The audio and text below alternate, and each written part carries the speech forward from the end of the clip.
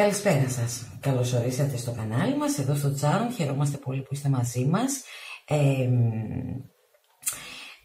Είπαμε να δούμε κάποια μηνύματα. Συγκεκριμένα, έχω εδώ πέρα 5 πακετάκια των 3 καρτών, τα οποία θα μας δείξουν τι σκέφτεται το άτομο που μας ενδιαφέρει. Εσείς διαλέγετε αυτό που θέλετε. Λέω σιγά σιγά τα λόγια μου για να εστιάσετε στο πακέτο που θέλετε να δείτε. Αυτό ήταν, δεν μπορώ να καθυστερήσω άλλο. Λοιπόν, εσείς διαλέγετε ένα πακετάκι και εγώ αρχίζω και λέω τι μπορεί να σκέφτεται το άτομο που σας ενδιαφέρει. Οπότε ξεκινάω με το πρώτο πακετάκι. Έχουμε, τι καλά μπορούσα να το πάρω κιόλας. Λοιπόν, πάμε να δούμε. Κάτσε να φέρω και αυτά τα πακετάκια πιο εδώ λίγο, για να μπορούμε να τα βλέπουμε καλύτερα. Λοιπόν, πρώτο χαρτί είναι η βασίλισσα, νομίζω ότι φαίνονται τα χαρτιά. Έχουμε τη βασίλισσα των ξυφών, η οποία μας μιλάει για ένα δέσιμο που υπάρχει μεταξύ σας, αλλά και συγχρόνως είναι λίγο πολύπλοκα τα πράγματα. Συνεχίζω στις κάρτες. Έχουμε το κρεμασμένο, ο οποίος μας έρχεται ανάποδα και μιλάει για κάποιες αναβολές βάσει κάποιων εγωιστικών κινήσεων. Και να και ο υπότης των πεντάκτηνων, ο οποίος μας έρχεται ανάποδα και μας μιλάει ουσιαστικά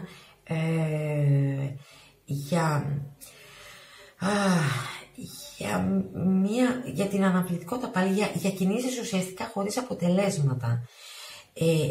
Τι θέλει να μας πει τώρα με αυτό? Ότι αν είναι μια νέα σχέση ή μάλλον θέλετε να γίνει μια σχέση, αυτόν τον άνθρωπο λίγο τον πιάνουν οι εγωισμοί του και λίγο πάει παραπίσω και του είναι δύσκολο, δεν θέλει, το αναβάλει, χωρίς ιδιαίτερο λόγο, παρά μόνο για τα θέλω του. Αν υπάρχει ήδη μια σχέση, το άτομο που σας ενδιαφέρει, ενώ υπάρχει μια χημεία ανάμεσά σας, δεν θέλει να κάνει άλλα σχέδια μαζί σας. Προς το παρόν τουλάχιστον, το έχει αφήσει. Δεν σημαίνει ότι έχει κακούς σκοπούς και έχει αφήσει κάποια σχέδια πίσω. Είναι ότι απλά το αφήνει. Έτσι απλά. Εντάξει, να περνάμε καλά, δηλαδή κάπως έτσι. Αν είναι γάμος και έχει να κάνει, μπορεί να έχει να κάνει με κάποια σχέδια, γιατί μέσα σε ένα γάμο προσπαθούμε να κάνουμε κάποια σχέδια, τότε αυτός ο άνθρωπος το πάει πίσω, έχει βολευτεί, είναι καλά. Ξαναλέω, δεν σημαίνει ότι μιλάμε για έναν άνθρωπο με άσχημους σκοπούς. Δεν είναι ότι δεν σας θέλει, δεν μιλάει για κάτι τέτοιο. Αν είναι για κάποια νέα σχέση ενδιαφέρεται, αλλά το τρενάρει. Μπράβο, βρήκα τη σωστή λέξη. Το τρενάρει αυτό το πράγμα. Τον έχει πιάσει λίγο η χαζομάρα, συγγνώμη για την κουβέντα μου, η τεμπελιά, η νοητική τεμπελιά, να το πω έτσι. Τρενάρει τις καταστάσεις, αφήνει. Δεν σημαίνει όμως ότι αυτός ο άνθρωπος είναι κακός. Σημαίνει ότι το πιο πιθανό είναι ότι πρέπει να έχετε πολύ υπομονή λίγο μαζί με αυτόν τον άνθρωπο, αλλά ότι θέλει να προχωρήσει μαζί σας φαίνεται από τη βασίλισσα των ξυφών, όπου μιλάει για το ότι υπάρχει ένα δέσιμο μαζί σας. Το νιώθει και εκείνος, απλά είναι αναβλητικός. Πάμε να δούμε το δεύτερο πακέτο.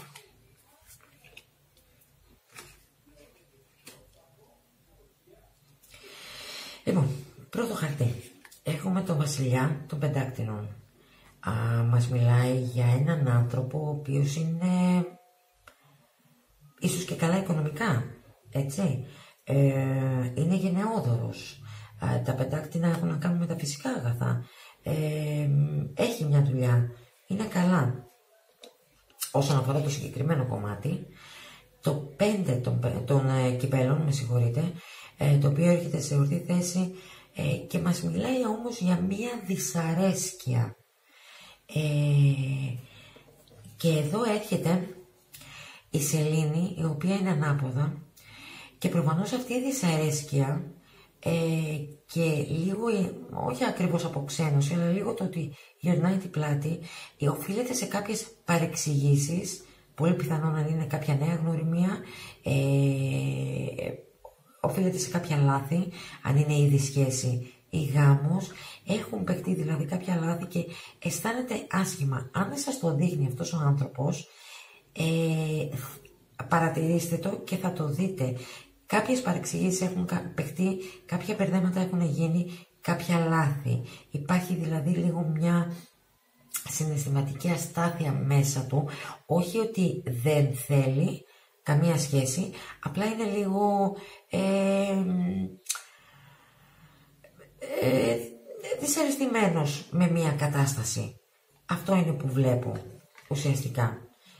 Προσπαθήστε λίγο να δείτε αν είναι μια νέα σχέση, κάτι έχει παιχτεί, κάποια παρεξήγηση έχει παιχτεί. Νέα σχέση, μιλάω για έναν άνθρωπο που έχετε γνωρίσει, ίσως σε μια κοινή παρέα, κάτι τέτοιο. Κάποια παρεξήγηση μάλλον έχει παιχτεί. Μπορεί και να μην το έχετε πάρει κι εσείς τόσο πρέφα, αλλά αυτός το έχει πάρει. Αν είναι μια σχέση, ένας γάμος, κάποια λάθη έχουν γίνει και είναι αρκετά δυσαρεστημένος. Προσπαθήστε λίγο να έρθετε πιο κοντά. Αυτό. Λοιπόν, πάμε για το τρίτο πακέτο. Μάγος. Μ' αρέσει αυτή η κάρτα, ο μάγος, δηλώνει πάρα πολλά. Λοιπόν, αλλά, αυτό το αλλά πάντα με αγχώνει. Πρώτη κάρτα, ο μάγος. Έχουμε να κάνουμε με έναν δημιουργικό άνθρωπο, έχουμε να κάνουμε με έναν άνθρωπο που έχει θέληση, που προσπαθεί γενικά για την κατάσταση αυτή που έχετε. Ξαναλέω, είναι πολύ γενικά τα πακέτα, οπότε αν είναι για μια νέα σχέση, μιλάμε για έναν άνθρωπο που θέλει να βασίσει την κατάσταση αυτή, για μια νέα σχέση, συγγνώμη, νέος άνθρωπος είπα, για μια νέα σχέση, θέλει να βασίσει την κατάσταση αυτή σε μια γερή βάση. Λοιπόν, αμέσως μετά βέβαια, μας έρχεται το 10 των κυπέλων, το οποίο είναι ανάποδα. Μας έρχεται και ο ακόλουθος των πεντάκτηνων, το οποίο έρχεται σε ορθή θέση και δηλώνει το πάθος. Το 10 των κυπέλων, ανάποδα, μας μιλάει για κάποια αστάθεια. Δεν ξέρω γιατί, ενώ ο άνθρωπος αυτός ουσιαστικά, το άτομο που σας ενδιαφέρει ουσιαστικά θέλει να προχωρήσει μαζί σας, αν είναι σε σχέση, θέλει να βασίσει πάνω σε γερά θεμέλια για τη σχέση σας ή τον γάμο σας. Υπάρχει ο ακολούθος των πεντάκρινων, όπου δηλώνει το πάθος, δηλώνει ότι είναι ένα φιλόδοξο άτομο. Στη μέση όμως υπάρχουν κάποια θεματάκια, υπάρχει έχει κάποια αγωνία, έχει κάποια εμποδιάκια. Δεν μπορώ να διακρίνω ακριβώς ποια είναι τα εμπόδια αυτά. Αν πρόκειται για κάτι καινούριο, πολύ πιθανό να είναι, από ό,τι μπορώ να καταλάβω, να είναι άτομα που τον επηρεάζουν και λίγο το κρατάνε πιο σφιχτό. Αν είναι σχέση ή γάμος, τότε ίσως να φοβάται να επενδύσει λίγο σε νέες καταστάσεις, σε καινούρια πράγματα, στο να ολοκληρώσει κάτι, στο να αλλάξει κάτι. Ενώ μιλάμε για ένα φιλόδοξο άνθρωπο, φοβάται να προχωρήσει. Δεν ξέρω γιατί, αλλά μου βγαίνει αυτό και φοβάται να προχωρήσει όσον αφορά την ίδια τη σχέση. Θα πεις, αφού έχει σχέση, γιατί σκέφτεται προφανώς κάποια πράγματα διαφορετικά. Ενώ θέλει, επιθυμεί, έχει τη φιλοδοξία αυτή να προχωρήσει, φοβάται. Κάτι τον κρατάει, κάτι νιώθω και κάνω αυτή την κίνηση σαν τα γκέμια. Δεν ξέρω γιατί, αλλά νιώθω αυτό το πράγμα. Πάμε να δούμε το άλλο πακετάκι. Πρώτο χαρτί, Ιεροφάντης. Εδώ. Αν είναι γάμος, έχει να κάνει με καλό γάμο. Αν είναι σχέση, έχει να κάνει με γάμο. Αν είναι νέα σχέση, ναι, πολύ πιθανόν να την κάνετε. Είναι ένα πολύ θετικό χαρτί, που σημαίνει ότι ο άνθρωπος αυτός σκέφτεται πολύ θετικά στο να δεθείτε μαζί του. Θέλει να προχωρήσει την όλη κατάσταση. Πάμε να δούμε και τα άλλα. Έχουμε τον υπότη των ραβδών, ο οποίος μας έρχεται ανάποδα και μιλάει. Έχουμε και τον ακόλουθο των ραβδών.